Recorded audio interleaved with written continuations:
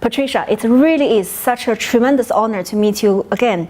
Thank you so much for having us. No, I'm really delighted to see you, and it's always, as you know, a great pleasure to be with you again. So thank you for coming to see me. Your candidature for the Commonwealth Secretary General.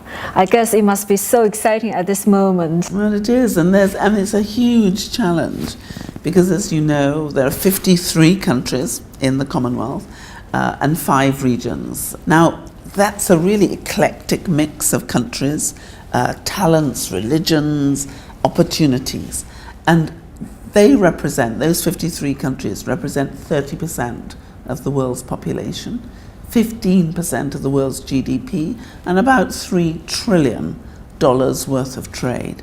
Huge opportunities to improve. So I think that hopefully I have a lot to offer because I have a foot in both communities. So I'm very honoured to have been nominated. It's been a very special moment for me. And I remember at the Home Office, you were responsible for the criminal justice reform. And you know, in China now, there is a lot of discussion about the reform of the justice system there. Yeah. So do you have like any advice for us? Well, I want to reassure our Chinese colleagues that they are just where all of us have been. Because in 2001, I think it was, we had the Justice for All report, either 2001 or 2002, which basically told us that our criminal justice system was not fit for purpose. It had been an iterative system brought up slowly, carefully, but it didn't fit so well. So in 2003, I had to look again at how would we make this more functional. So I had a really simple formula which was helpful for us. I hope it'll be helpful for you. I looked at the needs. What do we need? I then did an audit of what did we have. So if those are needs, this is what we have. I then did a gap analysis to find out where the things were that needed to be filled in, and we then had an action plan. We created a National Criminal Justice Board to bring everybody together, because what we realized is that the systems, bits of the system, were not talking to each other. So we created a National Criminal Justice Board with the Lord Chancellor, the Attorney General, the Home Office, the head of the police, the head of the court system, the head of the probation system, and we brought all the agencies who were responsible for delivering the criminal justice system together, and we did that every month.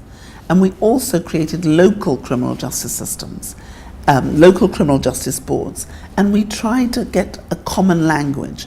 We tried to get common objectives, and we developed methods which enabled it to be easier for us to work together. I created an Office of Criminal Justice Reform, which had a little bit of everyone in it. Why? Because we found that nobody talked to each other, and we had silos. So we had to break down those silos. And through building partnerships, working hard, we managed to reduce crime to the lowest level it had been since 1981.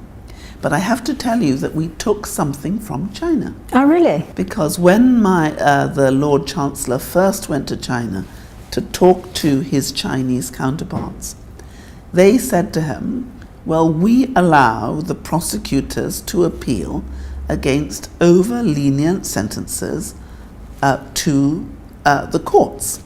And the Lord Chancellor said, we definitely do not do that. We would never do that. And then he started to think, and eventually he said, well, actually, they have a point, because if the court is too lenient, it may be that the public will be outraged that this has happened, and there is no redress on behalf of the public for this over-lenient sentence. So the Lord Chancellor thought a lot about what his Chinese colleagues had said. And in due course, we introduced the undue lenient sentences, which gave the power to the Attorney General that if they thought that no reasonable judge could possibly have come to this conclusion because it was too lenient, then, and if the public complained about this sentence, then the Attorney General was entitled to think about what the public said, make a decision, and go to the Court of Appeal on behalf of the public and ask for the sentence to be reviewed.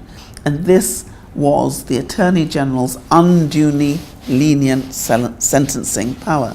And of course, when I became Attorney General, I had the duty to take cases on behalf of the public back to the court for them to think again, and that came from China.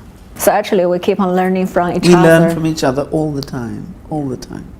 So what are your Chinese connections? Well, I have worked with Chinese colleagues many years. As you know, I was at one stage deputy to the Lord Chancellor. And the Lord Chancellor, Derry Irvin, started a huge outreach program with the Chinese judiciary and the Chinese lawyers in 1997. And when I became his deputy in 1999, I had the great pleasure of working with a number of people in the Foreign Office when I was there. And then when I became his deputy in 2001, we continued this exchange between Chinese lawyers and ourselves, as well as visiting Beijing. And I also visited a number of other places like Hong Kong and Shenzhen, I think. I thought it was amazing, actually. It was, and the change in China was happening so quickly, almost before your eyes. I went to Shanghai, the first time I went to Shanghai. The buildings were extraordinarily. The next time I went up, it was as if the whole place had doubled. And the third time I went, it was just as if it was growing every second as you watched it.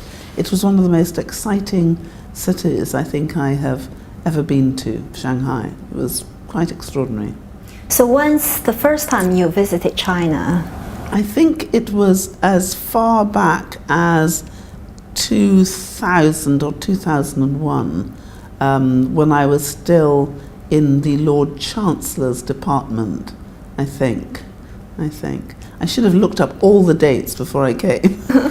I think you obviously had a very vivid, impression about China. No, I did indeed, and I liked going because there's a lot of connection between Hong Kong and the United Kingdom, particularly the lawyers. So it's two systems but one China. I'm quite curious, what's like the current links between Commonwealth as a whole and with China? Well, I think as far as I'm aware, there's not a formal Commonwealth connection, but you will know that China is working with virtually every single member. I'm trying to think of a region where China has not extended her hand in friendship. Most of the countries of the Caribbean, through UAE, through other things, China is working. China is working in Africa. The Silk Road Initiative means that China is working with India and Asia and the Pacific too. So I think all the countries of the Commonwealth have responded to the outreach that China has now made beyond her own boundaries to try and encompass an international position, which is hers because of her growing strength. Absolutely. I think you will be such an amazing ambassador for the Commonwealth in general. Would love to have you come to China to visit us as much as you could. Well, I'd love to come to China.